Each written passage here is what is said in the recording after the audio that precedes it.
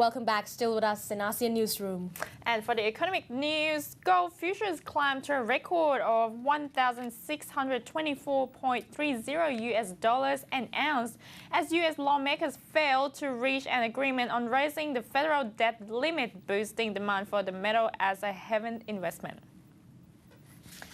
U.S. House Speaker John Boehner plans to press ahead with a two-step debt limit extension that President Barack Obama has threatened to veto, fueling concern that the nation is lurching toward a default as early as August 2nd. Greece's credit rating was cut 3 notches by Moody's Investor Service. Matthew Zeman, a strategist at Kingsview Financial in Chicago, say that Europe's debt woes drove gold to all-time highs in euros and pounds last week. According to Matthew, gold is in a can't-lose situation with the debt negotiations because regardless of the outcome, the dollar is going to suffer. Gold futures for August delivery rose 14.20 US dollars or 0.9% to 1,615.70 at 10:40 a.m. on the COMEX in New York. The previous record was on July 19. Republicans and Democrats prepared competing plans for raising the U.S. debt ceiling. Mohammed A. Aaron, whose Pacific Investment Management co-runs the world's biggest bond fund, said the U.S. may lose its AAA debt rating even if lawmakers avoid a default. Before that, gold rose 13% this year, heading for the 11th straight annual gain. Investor boosted holding in exchange-traded products backed by the metal to a record 2,122.6 metric tons on July 20th. Singapore inflation came in at 5.2% year-on-year in June, accelerating from May's 4.5% rise due to the higher cost of housing and transportation. On a month-on-month seasonally adjusted basis, the city-state's consumer price index rose 0.4% in June, the Department of Statistics said on Monday. The CPI fell 0.2% in June from May before seasonal adjustment.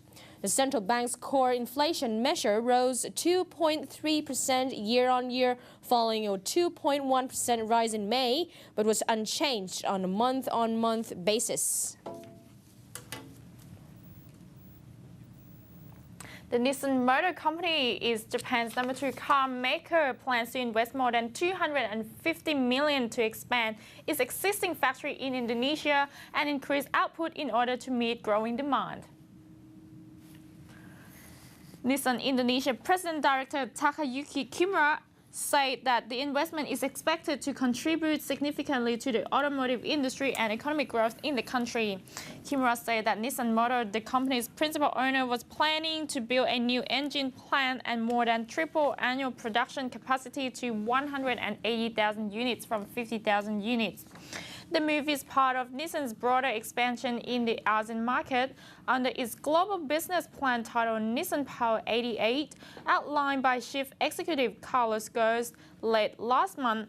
The company wants more than triple regional sales to 500,000 units with a 15% market share by the end of 2016 from 150,000 units and 6% market share in 2010.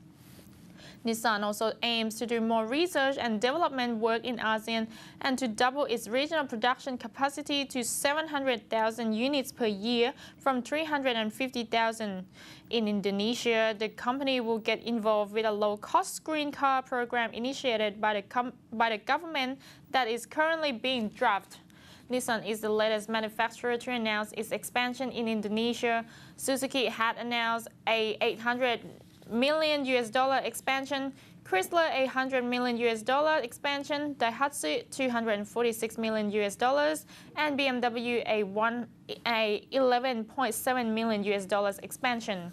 Kimura also said that the plan targeted sales of up to 90,000 units in 2013, while for this year the target is 60,000 units and a more than 7% market share.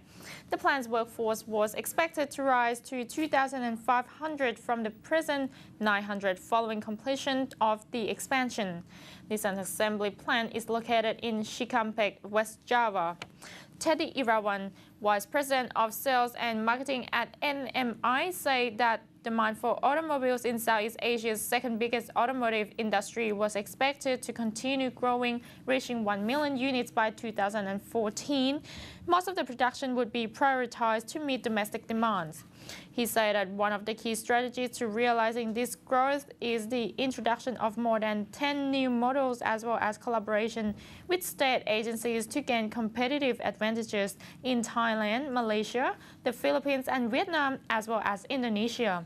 According to data from the Indonesian Automotive Industry Association, or Gaikindo, automobile sales last year totaled 764,000 units, just 5% less than Thailand's sales of 800,000 units. The association is optimistic that Indonesia could soon take over Thailand as the region's biggest automotive industry.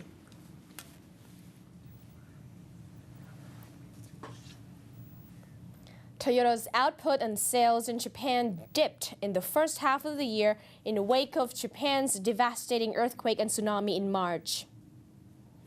Production dropped 38%, while sales slumped 41% in the 6 months to June from a year ago, the company said, the first such dip in 2 years. The carmaker was hit by a shortage of parts due to the damage caused to Japan's supply chain by the twin natural disasters. Toyota is the world's biggest car maker. The company said exports in the first 6 months of the year also declined for the first time in 2 years as shipments to key markets such as North America decreased. While its factories have been running at reduced output, the car maker added that its domestic and overseas production levels will return to full production by the end of the year. Toyota also added that it plans to produce an additional 350,000 vehicles from October this year through to March next year, 2012, to make up for the lost production. And now we have the special report on the management of the World Heritage in the world globalization.